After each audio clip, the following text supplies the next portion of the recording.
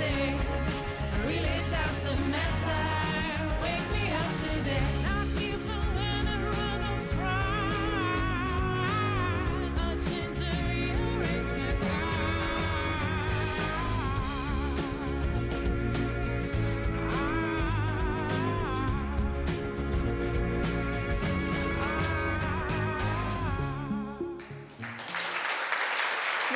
Të dashur miq, në takimin tonë jemi drejt për së drejti në ekranin e televizionit Klan. Data 29 prill, pra e hëna e kaluar, ka shënuar një ditë shumë të rëndësishme për kërcimin, sepse ka qenë dita botërore e kërcimit. Një festë e cila sigurisht është festuar edhe në Shqipëri, sepse tashmë kemi një shkollë shumë të mirë baleti në mënyrë absolute, e cila ka nxjerrë vërtet talente të mëdha, por po ashtu edhe grupe të ndryshme të vallëzimit, të kërcimit kudo nëpër Shqipëri, të cilat me sa duket performojnë shumë suksesshëm kudo ku ato dalin nëpër skena. Edhe me datë 29 prill, ky ka qenë në fakt edicioni 4 që kjo festë festohej edhe në Tiranë, një organizim vërtet shumë i bukur ku morën pjesë grupe të ndryshme të kërcimit, me stile të ndryshme vallëzimi. Ka qenë një festë me shumë sukses, me shumë njerëz të cilët e kanë ndjekur, me shumë talente të reja. Përpara se të prezantoj të ftuarit e sotëm, ne kemi përgatitur një material nga ajo ditë e bukur, feste në mes të Tiranës. E ndjekim dhe kthehemi në studio.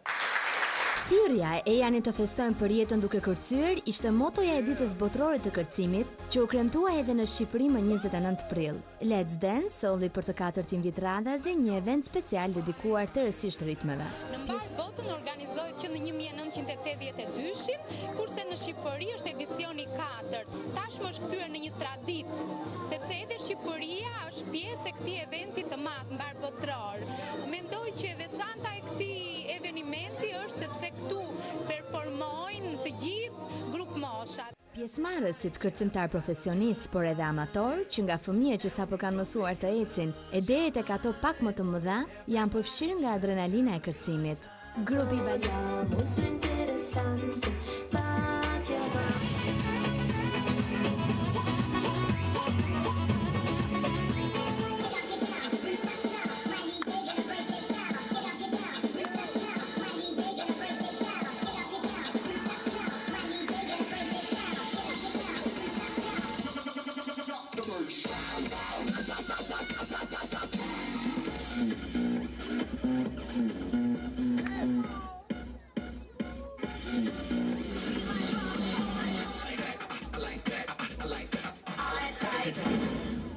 Grupi balerinave të vogla janë shumë të emocionuara, ajsa disa prej tyre derdhin lot gjatë performancës.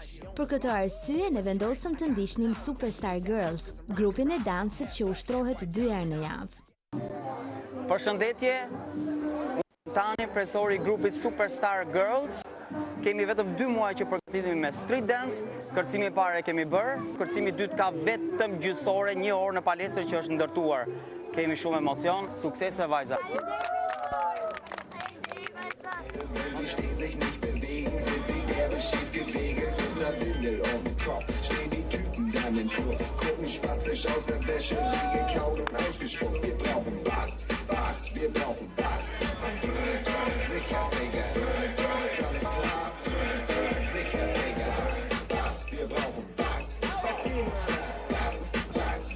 Ndërsa ndihen më të sigurta, vajzat vendosen të sfidojnë njëra tjetrën në kërcim freestyle.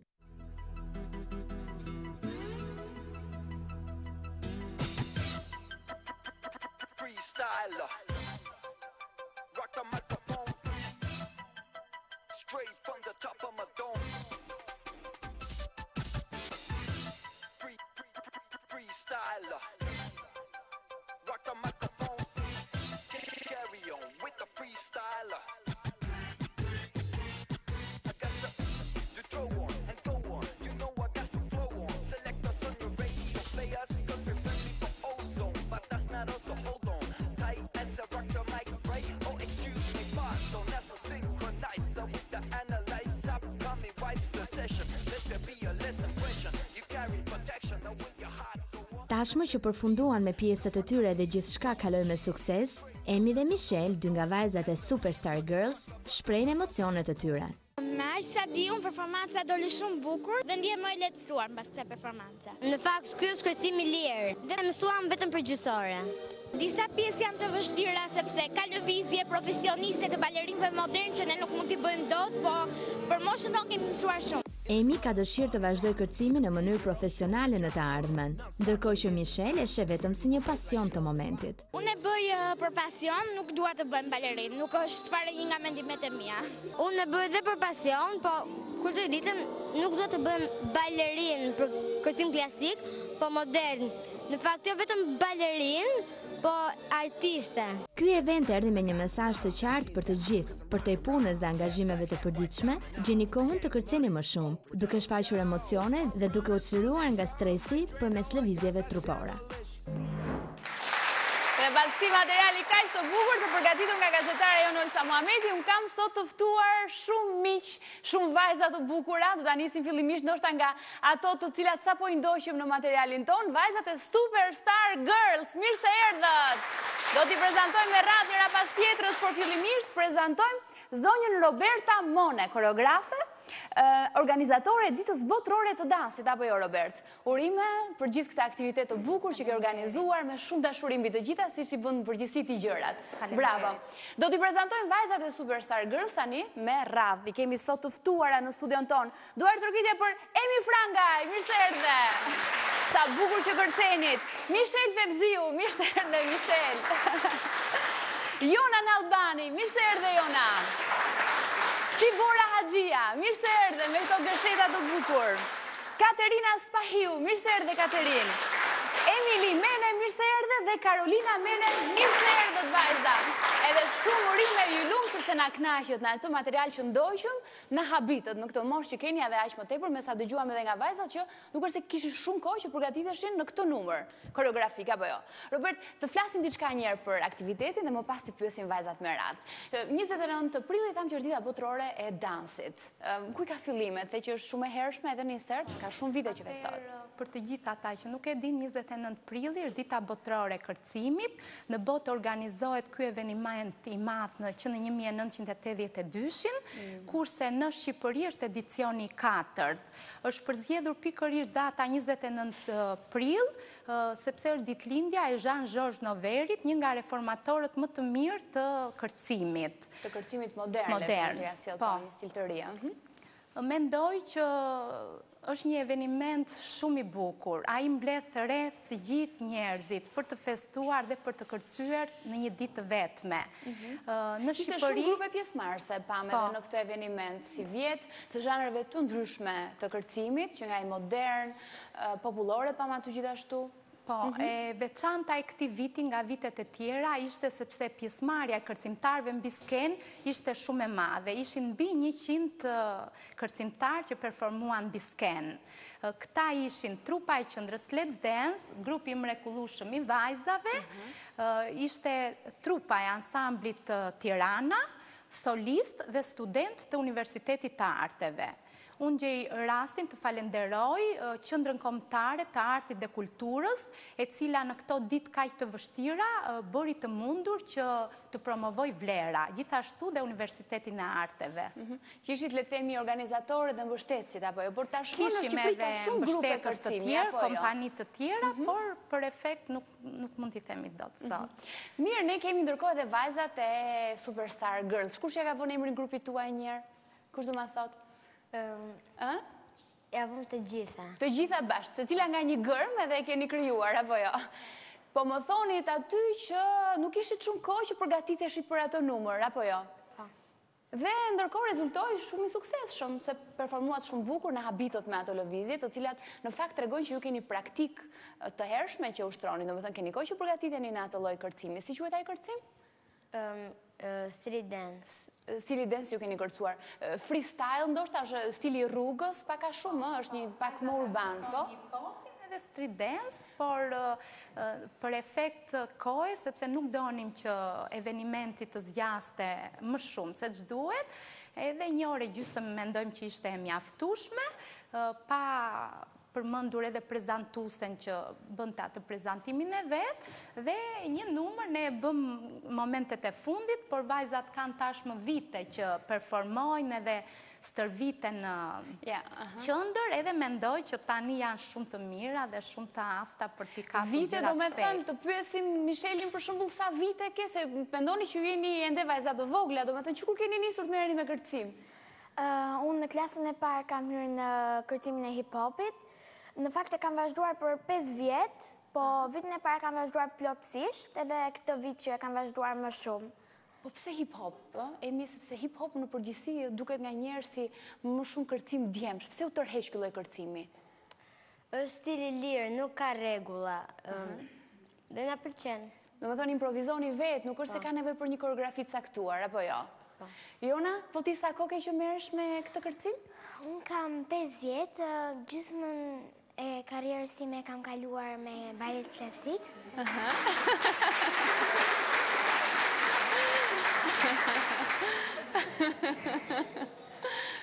Kurse gjysmën tjetër e kam kaluar me hip-hop. Gjysmën tjetër të karrierës e ke kaluar me hip-hop. Me hip-hop. Po ti pse ke zgjedhur këto stile? Vallëzimi, kërcimi? Në fillim fillova me baletin. Pastaj nuk e di, nga që më pëlqeu më shumë hip-hopi, kishte më shumë lëvizje të lira dhe vendosa të shkoj atje. Dhe edhe ti hip-hop. E çuditshme, po habitemi të gjitha në fakt që juve u tërheq kaq shumë hip-hopi, i cili nga ana tjetër duket edhe shumë i vështirë, sepse me ato lëvizje jemi që pashun aty se si hidhesh e ti që shtrihesh e ngriheshe në atë mënyrë, shumë e habitshme. Po të pyesim pak Siborën. Sibor, po ti pse hip-hop? Sa vite ke që ushtron hip-hopin? Atëherë kam vetëm një vit, këtë vit kam ardhur në hip-hop. Këtë vit? Më ka pëlqyer shumë, sepse ka dhe stilet lira, ka edhe sfida të cilat ne i paraqesim stilet tona të lira, dhe i bëjmë konkurse dhe më pëlqen. Tek ai inserti që ne xhiruam edhe pjesa e dytë, le themi, inserti që ne transmetuam në këto momente, në fakt duket sikur juve improvizonit aty në fund backstage që ne xhiruam. Secila kryente ca lëvizje të cilat improvizonte në moment, apo jo? Dhe kjo është bukuria e hip-hopit. Apo jo, Sibora? Mirë, tjetër ne kemi sot të ftuar edhe Katerinën, gjithashtu edhe Katerina me 2 gërsheta të bukur sot. Po ti, Katerin? Unë kam një ke kërcyer përveç hip-hopit edhe në një zhanër tjetër? Kur isha më e vogël, kërcej edhe pak balet klasik. Balet klasik? Ditë që ndrosh në majtë të gishtave ashtu si balet? Jo shumë. Se kam një vit që kam filluar hip-hopin. Dhe ma më pëlqen se kemi lëvizje shumë më të lira, edhe muzika shumë e bukur, edhe më pëlqen më shumë. Do të vazhdojmë edhe me 2 vajzat e tjera, Emili dhe Karolinën, të cilat kanë të njëjtin mbiemër. Do të thotë që juve keni një lidhje me njëra tjetrën? Po. Ne jemi kushurira. Kushurira. Po prisja që tonit jemi motra, por janë habitet me këtë kushurira. Jeni moshatare të dyja? Unë jam e madhe. Ti e pak më madhe. Keni filluar njëkohësisht të merreni me kërcim, të futeni në këtë kurs kërcimi? Emi ka filluar një muaj më parë se mua, kurse. Kemi një vit që merremi me hip-hopin. Na pëlqen se ka ritëm të bukur, ka lëvizje të lira, është një kërcim i mirë. Po mirë, keni dëshirë të mësoni edhe një zhanër tjetër përveç hip-hopit? Do me thënë, deri tani keni provuar balet klasik, Michel, ke provuar balet klasik ti? Ku kam qenë shumë e vogël, po ma pëlqen shumë dhe baleti latin. Edhe baleti latin, është i bukur, ke të drejtë në fakt, është shumë i bukur. Kurse Emi nuk donte të bëj balerin klasike, kështu tha. Kam qenë e vogël në balet klasik, po nuk më pëlqente. Nuk të pëlqente baleti klasik? Prapë lam, sepse nuk na pëlqente shumë. Po ti çfarë do të bësh, Michel, se ti the që e ke për hobi baletin, kërcimin? Po, tani, unë mund të kem shumë dëshira, po nuk e di për momentin tamam. Unë kam shumë qef të aktroj edhe të këndoj. O, sa bukur. Do të ishim shumë kurios të dëgjonim ndonjë ditë edhe duke kënduar, plot me talente. Edhe grupi Star Trek, në fakt duket grupi Star Trek, Super Girls, të cilat vërtet performojnë si vajza, të cilat kanë aftësira të jashtëzakonshme, sepse na habisin me talentin e tyre, me lëvizjet e tyre, por Jona, ndërkohë, ti gjithashtu do të dëshiron të vazhdosh karrierën tënde në balet? Dëshiron të bësh një artiste e madhe? Edhe unë si Micheli e kam thjesht për hobi, po kur të rritem dua të bëhem arkitekte. Arkitekte? Sa bukur të dëgjosh. Robert, duhet jesh kënaqësi të punosh me këto vajza, të cilat kanë kaq shumë dëshira, ndërkohë duan edhe të ushqejnë këto interesa, pasione të tjera. Po, është e vërtet.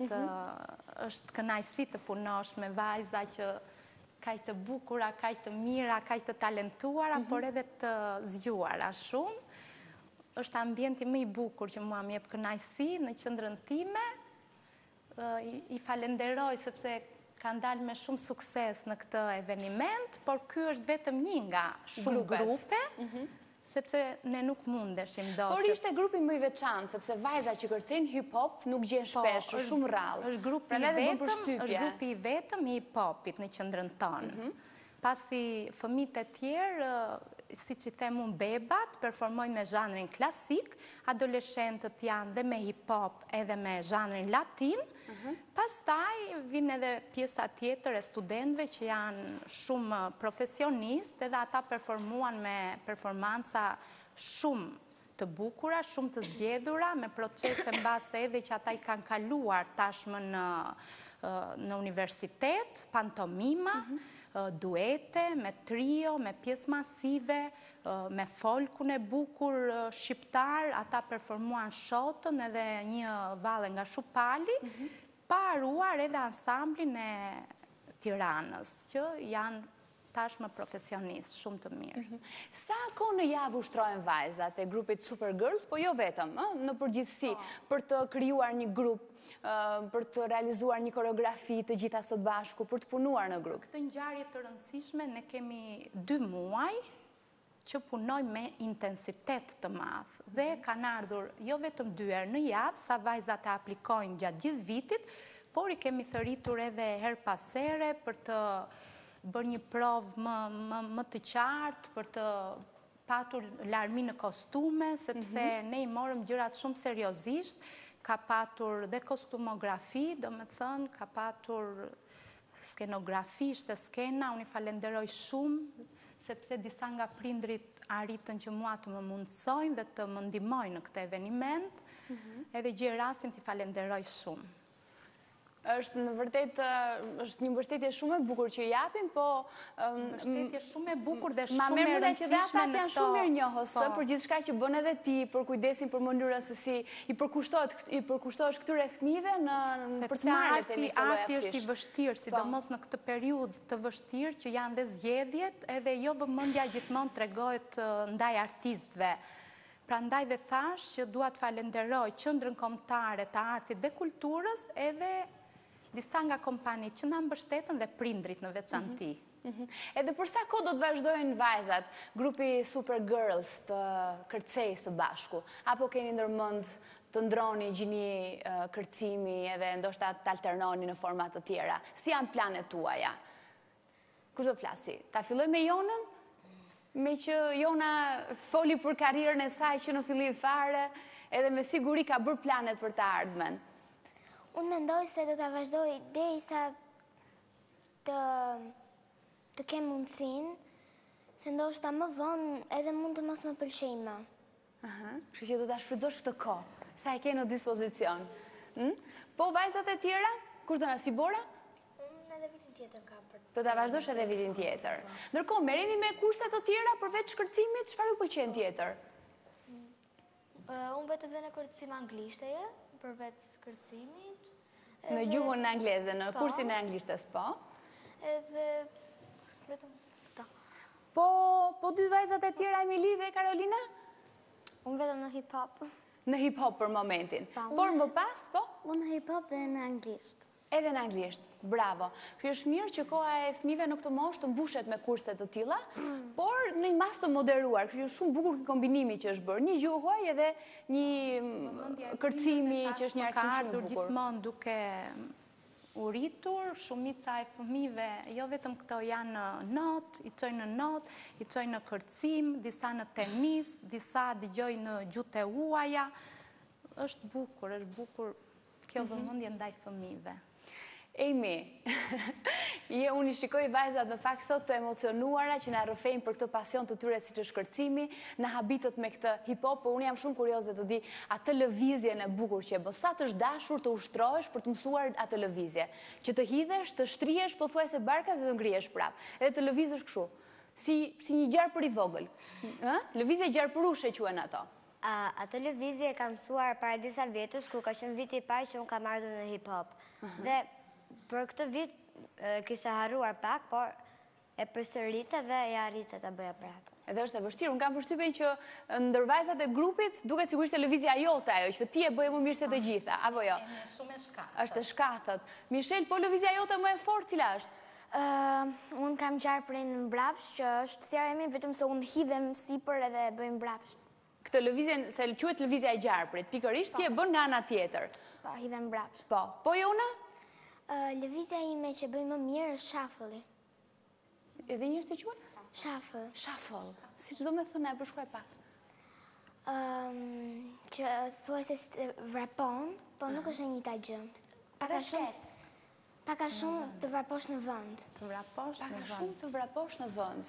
Shumë e çuditshme kjo, ti s'do ne bëje dot neve këtu një lëvizje apo jo? Është vështirë ta bësh, ndoshta pa atlete. Ë? Po. Si zonjusha të vërteta na kanë ardhur sot në studio kështu, pa kostume asnjëherë nuk performojnë, kështu që bën mirë. Po si Bora? Lëvizja ime që profesori më ka vënë, më thënë, është jerk. Jerk. Cila është? Shuffle jerk. Shuffle mbrapsh, sepse çdo lëvizje është ka nga një gjë mbrapsh. Neve na ka thënë profesori që bëhet në të dyja drejtimet, parë dhe mbrapsh. Po. Për shembull, bëj gjarë për parë, bëj gjarë për mbrapsh. Kjo është si kështu, si i çmendur, në ka thënë profesori. Zërk është që bën si e çmendur, nuk e bën tamam. Po si e çmendur nuk e bën mbrapsh. Vetëm një lëvizje që nga gjarë. Shumë e bukur. Po, Katerina? Edhe unë bëj gjalprin, që më pëlqen më shumë, e kam mësuar këtë vit, që kam ardhur, edhe më pëlqen më shumë se të gjitha lëvizjet. Kishit edhe koreografin I cili ka përshtypjen është nga më të mirët apo jo për këtë lloj sport, për këtë lloj kërcimi. Unë gjej dhe rastin këtu të falenderoj, sepse kjo ishte një punë me intensitet dhe nuk kisha vetëm unë, kisha edhe një staf të përkryer, profesionistësh me vete. Të falenderoj Zysh Kozetën, Kozeta Bakiun, Tanin, Tan Bramën, I cili po vazhdon një hip-hopin në qendrën time, dhe Amela Aga, e cila ka bërë një punë të palodhshme me gjithë fëmijët e vegjël. Dhe ndërkohë do doja të pyesja edhe dy vajzat e tjera, Emili dhe Karolinën, me që I morën të gjithave në radhë për të gjitha nga një pyetje. Emili dhe Karolina në lidhje me kostumet. Keni shumë kostume juve? Po. Çfarë lloj kostume? Se aty që pamë ishin në dizenjo leopardi. Po. Paka shumë. Çfarë kostume të tjera keni? Në lidhje me hip-hopin apo? Po, me hip-hopin. Ose me një kërcim tjetër, çfarë të keni kërcyer ndërkohë? Jo, vajzat e kanë vështirë sepse në studio këto janë të lira. Do me thënë, gjatë provave mund të vishen lirshëm, por gjithmonë vishen me tuta, pantallona të gjyra për t'i patur streçe, për t'i patur sa më të lirshme edhe lëvizjet që ato bëjnë. Kurse në këtë eveniment ne do me thënë, kishim dhe kostumografen e cila bëri për çdo kërcim ka patur kostumet e veta. Jo vetëm fëmijët, por edhe të vegjëlit, edhe studentët, edhe të gjithë performuan me kostume. Robert, në këtë ditë feste le themi të vallëzimit, morën pjesë grup mosha nga më të ndryshmet. Ishte një kombinim le themi edhe I të rriturve deri te më të vegjëlit. Çfarë solli le themi ky miksim moshash? Dhe nga ana tjetër pas diskutim më pas, bëuni gati vajza, sepse do t'i pyes të gjitha se si u ndjet kur dolët në skenë, a patët emociona apo jo, ndjet pak ata artiste që doni të bëni kur të rriteni. Robert? Atëre duke ditur që edhe qëllimi dhe mesazhi që ne donim të përcjellnim në këtë eveniment të madh në ditën botërore të kërcimit ishte të inkurajoheshin të gjitha moshat, artistët e të gjitha zhanreve që të performonin ose të kërcenin dhe të festonin në një ditë të vetme. Prandaj moshat që këtu morën pjesë ishin nga 3 vjeç dhe nuk e di, fundit kanë qenë këto të ansamblit Tirana të rritur, goxha. Kështu që ka qenë vërtet një aktivitet shumë I pasur dhe shumë I bukur. Si u ndjetemi kur u ngjitët në skenë? Unë ndjeva shumë emocionuar. Aty kishte shumë njerëz që ju shikonin apo jo? Kishin ardhur njerëzit e tu të afërm të të ndiqnin? Të duartrokisin më fort se të tjerët apo jo? Po. Të jepnin ndjejmë mbështetjen e tyre kur I shikoi që ishin aty? Edhe Misheli, besoj të gjitha vajzat kanë qenë të afërmit tuaj që ju kanë ndjekur aty, pa diskutim. Por, Mishel, ti thoje që ti doje ta kishe, le të themi, këtë lloj arktimi ose vallëzimin një hobi tëndin. Por çfarë ndjen kur je në skenë? Se kështu fillon nganjëherë. Fillon kështu si pa kuptuar, thua hobi dhe pastaj vetëm kur mbetesh aty. Në skenë do me thënë, djemë shumë mirë se kërcej është sikur nuk kam asë njëri dhe kërcej për vetën time që knashem, dhe ndërkohë dhe që performova edhe bashkë me shoqet e mia më bën që ndjem akoma dhe më mirë. Se jam dhe shoqet e mia dhe ndërkohë performoj në një grup dhe një kërcim që na pëlqen shumë. Është më lehtë kur performon vetëm apo kur jeni kështu në grup me njëra tjetrën? Si mendoni? Tani në grup ngatrohemi pak, po edhe vetëm ngatrohesh, po unë them më mirë në grup se kam edhe mbështetjen e shoqeve. Kam përshtypjen që edhe emocionet ndahen kur jeni në grup, apo jo vajza? Katerin? Është më lehtë apo jo kur jeni në grup, sepse edhe nëse harron një lëvizje, shikon direkt shoqen apo jo si Bora, shikon shoqen edhe mëson direkt nga ajo, kujton më saktë dhe pastaj vazhdon shfaqja apo njësoj. Patët shumë vërtet rokitje në fund, më thoni? Po, shumë. Zjatë shumë, ju kthyen me sërish në skenë apo? Jo, herës tjetër, me siguri. Çfarë jeni duke përgatitur tani? Cilat janë planet tuaja të tjera? Jona? Ne tani nuk po përgatisim gjë për momentin, por mësojmë lëvizje të reja, po bëjmë sfida. Sfida do me thënë me njëra tjetrën? Po. Cilat janë planet e grupit Supergirls?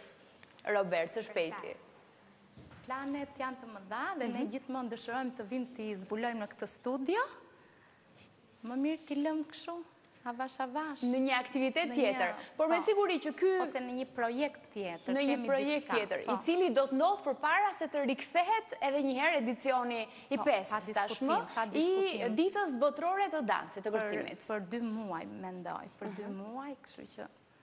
Superstar Girls, ishte një kënaqësi që unë ju pata sot këtu, me këtë emër kaq të bukur, që e kishit formuar vetë, le themi, pak nga pak secila, një emër i cili ju përfaqëson me gjithë energjinë tuaj, freskinë, bukurinë edhe talentin.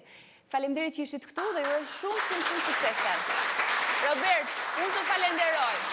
Urime për këtë aktivitet që ke organizuar, si gjithmonë ti bën gjëra shumë të bukura. Dhe të uroj shumë sukses edhe në eventet e tjera që ke përpara, që planifikoni, gjithmonë e mirëpritur për t'i ndarë këtu me ne dhe me teleshikuesit. Faleminderit dhe suksese. Ne do të kemi publicitet të dashur miq, pas pak do të kemi të tjerë të ftuar në programin ton.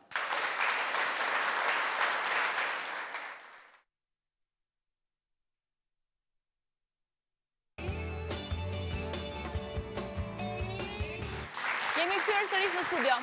Do të vendosemi tani në një tjetër datë të kësaj jave që po përmbyllet, ka qenë pikërisht data 1 maj, e cila është shpallur edhe si dita e çeljes së sezonit turistik në Velipoj, një ditë e cila është shoqëruar edhe me ditën e velave, një sport i ri këtu në Shqipëri, por shumë i bukur, shumë i veçantë dhe urojmë në fakt që të mbështetet nga sa më shumë sportistë. Un kam të ftuar sot zotin Ilir Ciko, përfaqësues i Albanian Water Sports. Mirë se erdhët.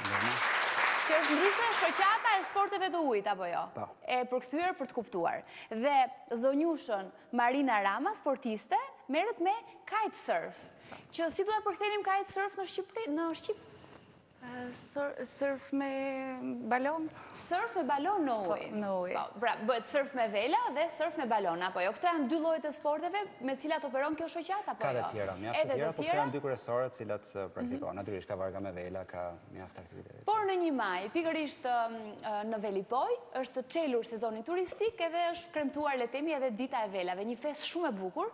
Ju do të shikoni pamje të mrekullueshme në insertin që ne do transmetojmë në këto momente, përgatitur nga gazetare jon Enkelejda Mima, e ndjekim dhe kthehemi në studio me miq tan.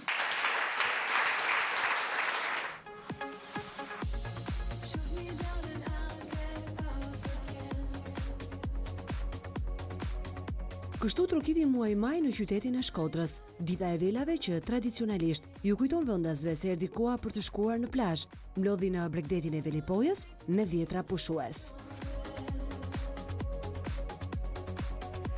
Disa udhëtuan drejt Adriatikut për të provuar kënaqësinë e rrezeve të diellit, ujit të kripur dhe rërës së nxehtë, ndërsa disa të tjerë atë të lundrimit dhe fluturimit mbi Adriatik. Era nuk ishte aleate e tyre, por admiruesit Albanian Water Sport, me pajisje të krah, zbarkuan në breg të detit, ngritën velat dhe nisën lundrimin.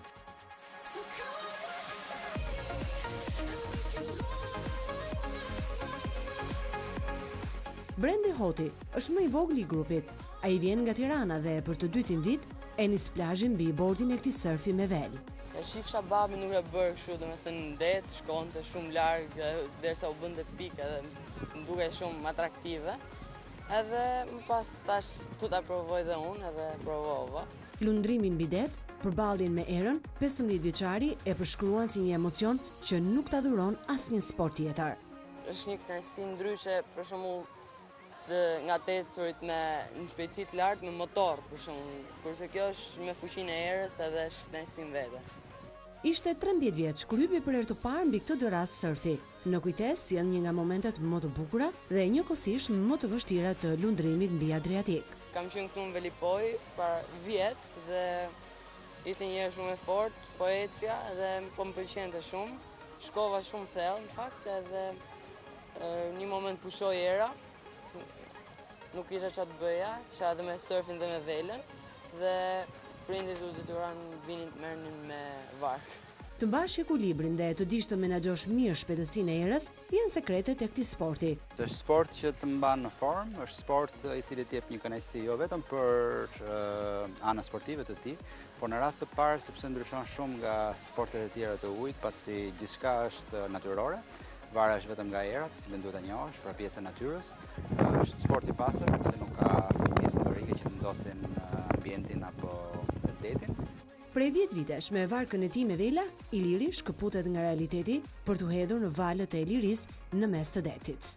Liria rreth parë, largimi nga të gjitha streset, nga puna e përditshme, nga zhurma e politikës që ndot ambientin e Shqipërisë dhe shumë të tjera.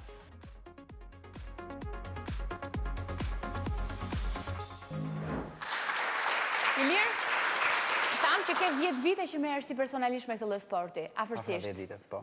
Dhe sa kohë ka që organizohet kjo datë, Dita e Velave në Shqipëri? Dita e Velave është organizuar në mënyrë të rregullt, pothuajse çdo vit dhe nuk është një ditë vetëm, po ne mbledhemi shpesh me miq së bashku për të ushtruar së bashku sportin, i cili ka bukurinë e tij duke ushtuar vetëm personalisht, po edhe të ndash me miq dhe me shokët, ato çfarë ndihen edhe të bësh edhe të krijosh dhe gara.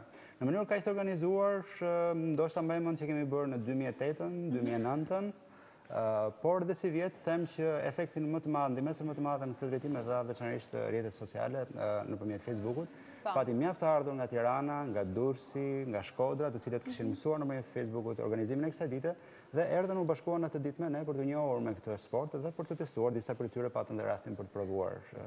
Sepse është një sport i vështirë i cili kërkon besoj shumë praktik më herët apo jo? Windsurfi, cilin unë e praktikoj, quhet si një sport i thjeshtë por jo i lehtë.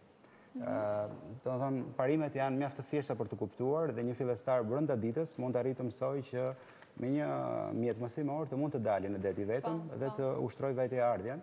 Por për të avancuar më tej, pastaj patjetër që kërkon mjaft kohë dhe praktikë, nuk është fort e lehtë. A ka shumë të apasionuar pas këtij sporti në Shqipëri? Për fat keq, jo shumë, bihemi me gjithë dëshirën tonë për ta promovuar në maksimum këtë lloj sporti, kufuz dhe kitesurfin apo vargat me vela. Për fat keq jemi pak, nuk mund të them se bëhemi shumë. Shpresojmë që numrat tanë të rriten, po bëjmë çmos që të bëhemi shumë më tepër se kaq. Megjithatë jemi të kënaqur që edhe me këtë grup miq dhe shokësh që kemi arritur të krijojmë deri më sot, krijojmë aktivitete të tilla, të cilat jo gjithmonë kapin mediat, ne shkojmë edhe në vende të tjera të cilat janë ndoshta larg syrit e mediave, fshatin Rinia në Durrës për shembull, është i vështirë edhe fizikisht për të vajtur në atë vend dhe për të filmuar. Por kemi kaluar edhe në këto vende, kemi kaluar mjaft momente të bukura së bashku. Marina, ç'ne me këtë sport? Si u lidhe me këtë sport? Si filloi gjitha? Atëherë unë do të thoya se edhe po ti ishe ti personalisht edhe të shikoja se çfarë ndodh me këto, do thoya do ta provoj dhe unë. Sepse është shumë tunduese, kështu fillova dhe unë, domethënë duke parë këto me windsurf, pastaj kitesurf, kaluam ke pjesa tjetër. Nuk është se unë jam shumë profesioniste në windsurf, po kam praktikuar më shumë kiting. Është më i thjeshtë mes tyre apo të dy janë të vështirë? Të dy janë të vështirë në llojin e vet, vetëm se kitesurfi ka një rrezik. Në këto foto jemi duke të parë ty, duke bërë kitesurf. Sa bukur. Duket si kartolin për një moment të gjitha. Shumë e bukur. Vetëm se problemi vetëm me kitesurf është që fillimi duhet më shumë praktik sepse është edhe pak më rrezikshëm, duke qenë se është gjithçka në varësi të erës, edhe duhet të dish shumë mirë hapat, edhe ku është rrezikshmëria më e lartë. Por besoj se të dyja nuk mund të futen ke sportet ekstreme, që të gjithë mund t'i kemë frikë apo diçka e tillë, janë thjesht bukura. Cilët janë elementët kryesor që duhen për të ushtruar këtë lloj sporti? Deti i pari, uji, Jo gjithmonë deti, fare mirë mund të praktikohet edhe në liqene ose në ambiente më të vogla. Fare mirë mund të praktikohet edhe në rër. Bëhet edhe në rër, ka një lloj windsurfi paktën që praktikohet edhe në rër, por natyrisht duhet njohësh së pari erën. Njohja e erës është gjëja kryesore, e rëndësishme, kuptosh drejtimin e erës, nga do të shkosh dhe si duhet shkosh. Balanca, veçanërisht në rastin e windsurfit, pra që të balancosh bordin në drejtimin që do të ecësh, dhe kombinimi i trupit me velën dhe me bordin për të marrë optimumin në mundshëm të erës dhe për të ecur ashtu siç duhet. Po për sa i përket pastaj pajisjeve në Shqipëri gjenden? Relativisht është e vështirë. Ne të gjitha pjesët, edhe të kitesurfit, edhe të windsurfit, varkat me vela, gjitha i sillim nga jashtë, shkojmë personalisht në Greqi, në Itali, ku sportet janë më masive. Dhe natyrisht ka dhe treg për katës. Po gjithsesi do të thënë që mund t'i japim dhe me qëra, domethënë mund t'i gjejmë me qëra. Po mund t'i gjendë edhe në atë. Domethënë sepse jo çdo kush mund ta ketë mundësinë financiare që mund t'i blejë, domethënë, por që mund të shumë e mirë. Takimi i parë i lirë me windsurfin kur ka qenë? E vështirë ta them kohën e saktë, por duhet të ketë rreth 7-8 vite më parë. 7 po ku, në ç'vend kur ka qenë? Në Durrës. Në Durrës, në Shqipëri domethënë. Megjithëse Durrësi është, për mendimin tim, është vendi më i pafavorshëm për të mësuar windsurfin. Pse? Për shkak se në kombinimin e tij me erën, deti ka shumë dallgë të cilat e pengojnë mësimin e windsurfit pasi të prishin balancën, dhe nëse gjatë mësimit të windsurfit ai të duket si një sport i vështirë, fillestarët gjithmonë e braktisin, pra nuk e vazhdojnë më tej mësimin. Velipoja, ku ne ishim mbledhur, është vendi perfekt për të mësuar, pasi sado erë e fortë të jetë, deti është gjithmonë i qetë dhe kjo i lejon fillestarët që të progresojnë. Që të ambientohen pak nga pak, ta fillojnë gradualisht. Ka ardhur koha për të realizuar një kampionat ndoshta të tillë, si mendoni? Kampionati kërkon që edhe mjetet të jenë, pra të gjithë praktikuesit duhet të kenë mjetet të njëjta, pra masit të njëjtë vele, bordet të njëjta, kërkon një disiplinë shumë të rregullt, dhe për më tepër të gjithë praktikuesit duhet të mësohen me këtë lloj mjetesh, gjë që ne nuk e kemi. Secili nga ne që praktikon windsurfing ka mjetet e tij që janë të ndryshme nga njëri tjetri dhe i përgjigjen forcës së erës ose llojit të detit sipas vendit ku ai praktikon.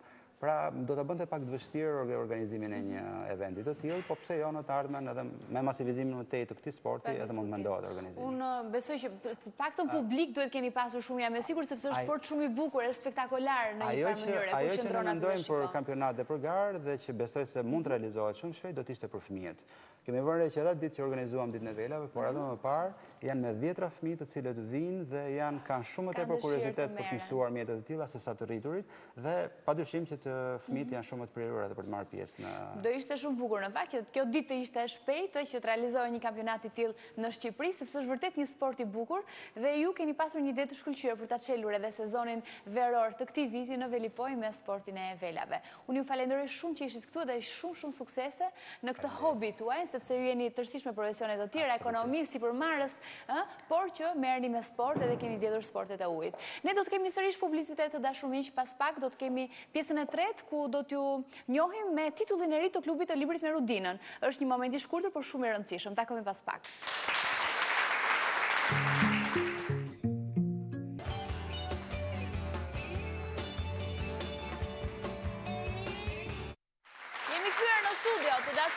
Jemi në këtë pjesë të tretë të cilën e kemi dedikuar pikërisht titullit të ri të klubit të librit me Rudinën. Tashmë është bërë i njohur edhe ky element, le të themi, i programit ton, pak a shumë një herë në muaj takohemi së bashku me klubin e librit. Po shikoni në këtë moment faqen ton të Facebookut ku ju mund të klikoni, të bëni like dhe të bashkëbisedojmë të gjithë së bashku në lidhje me librin që lexojmë të gjithë njëkohësisht në të njëjtën kohë. Kemi lexuar deri tani 3 libra së bashku, ka ardhur momenti për të shpallur një tjetër libër. Nëse keni dëshirë të filloni një libër të lexoni, bashkohuni klubit ton, sepse libri që kemi zgjedhur këtë radhë është një libër i veçantë sepse vjen si një libër titull nga një autore shqiptare. Është shkrimtarja Diana Çuli, një nga shkrimtarët më të njohura në Shqipëri, dhe titulli që kemi zgjedhur për romaneve të saj është Dreri i trotuareve. Është ky roman nga më të njohurit e Diana Çulit, është një roman i shkruar shumë vite përpara, por që ka njohur 9 ribotime të tij. Është aktualisht i ribotuar nga shtëpia botuese Toena. Dhe për këtë arsye, i kemi marrë dhe një intervistë drejtuese së shtëpisë botuese Toena, zonjës Irena Toçi, e cila na rrëfen sepse ka zgjedhur ta ribotoj këtë libër, Dreri i trotuareve i Diana Çulit. E ndjekim. Mirëmbrëma, teleshikuesve të emisionit të Rodinës. Ju falenderoj shumë që keni zgjedhur një nga romanet e botuara nga shtëpia botuese Toena për ta promovuar në këtë emision kushtuar librit, një emision i veçantë. Dua të them, e përgëzoj Rodinën për iniciativën e saj. Dhe më pëlqen që ka filluar të eksploroj në botimet e Toenës duke nisur nga një shkrimtare që ne duam fort, Diana Çuli, një nga shkrimtaret më produktive të dyja kohëve, një shkrimtare që nuk e humbi fillin e saj të kontaktit me lexuesin pas viteve 90, por solli vepra të tjera edhe më të spikatura mbas 90-s, që bën për vete lexues të rinj, duhet të themi, gjatë këtyre 20 viteve. Ju jeni ndalur të një roman i saj shumë i veçantë, të romani Dreri i trotuareve. Ka mbi 20 vjet që ribotohet ky roman, botohet dhe ribotohet edhe nga shtëpi të tjera botuese më parë. Një roman i botuar nga Diana para viteve 90 që flet për rininë e viteve 70, për të gjitha trysnit, historitë e ëmbla të moshës së rinisë, por edhe të dhimbshme, me personazhe të spikatura që të ngelin në mendje si Fredi dhe Vera, apo dhe personazhe të tjerë. Unë besoj që gjatë këtij muaji lexuesit e këtij libri do të kalojnë momente të këndshme në shoqërinë e këtij libri, duke eksploruar, të themi, ngjarjet e asaj kohe dhe duke risjell në memorien e vet, ai brez që i takon asaj kohe, ngjarjet që e shoqëruan rinin e viteve 70, por për më të rinj duke eksploruar ngjarje që shoqëronin brezin e ri të para 90-s. Të gjitha historitë e tyre të dashurisë, historitë e tyre të dhimbjes, vdekjen, presionin që bëhej mbi rininë e asaj kohe, moralin fals të deri diku të asaj shoqërie, e të tjera linja si këto. Unë besoj që është një nga zgjedhjet e mira që keni bërë dhe në fund të këtij muaji komentet do të jenë tejet pozitive në lidhje me këtë libër që ka bërë për vete me qindra e qindra lexues brenda kufive shtetëror të Shqipërisë, por dhe jashtë saj në Kosovë, duhet të themi që ka qenë një nga librat bestseller para viteve 90 aty. Falenderojmë shumë zonjën Irena Toçi për gjithçka tha për Drerin e trotuareve, për këtë informacion që na dha të gjithëve. Me siguri ndoshta një pjesë e mirë e teleshikuesve edhe mund ta kenë lexuar, por jam e bindur që është një brez i ri që ndoshta ende nuk ka pasur rastin të lexojë Drerin e trotuareve. Është një roman që nuk duhet humbur, ndaj dhe ne propozojmë për këtë muaj në klubin ton të librit. Edhe një herë ju kujtoj faqen tonë në Facebook, në mënyrë që të kemi mundësi të diskutojmë së bashku aty, ndërkohë që do të bëhemi gati për të pasur edhe takimin ton në klubin e librit këtu në programin ton të përditshëm në televizionin Klan, pasi ta kemi lexuar. Është një roman i cili do t'ju përfshijë të gjithëve, do ta lexoni me një frym, është një roman i cili do t'ju provokojë një nostalgji të fortë dhe shumë kush do të gjejë veten në të. Unë ju ftoj ta lexoni Drerin e trotuareve, një roman i Diana Çulit, nga më të njohurit e saj, dhe duke u lënë në shijen e këtij romani, ka ardhur dhe momenti për t'u ndarë edhe për sot. Ju falenderoj që ishit me ne edhe gjatë kësaj pasdite, ju uroj të gjithëve një fundjavë të këndshme. Mos harroni të blini Drerin e trotuareve. Ne do të ndajmë edhe për sot, do të takojmë së bashku ditën e hënë. Mirupafshim.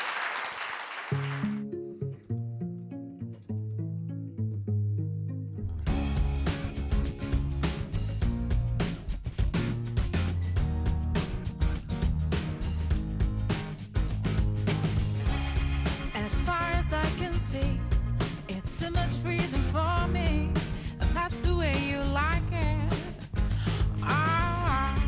If she's so happy to be, it's never enough for me, if that's the way I like it. You taste the melody without a referee, if that's the way that I like it.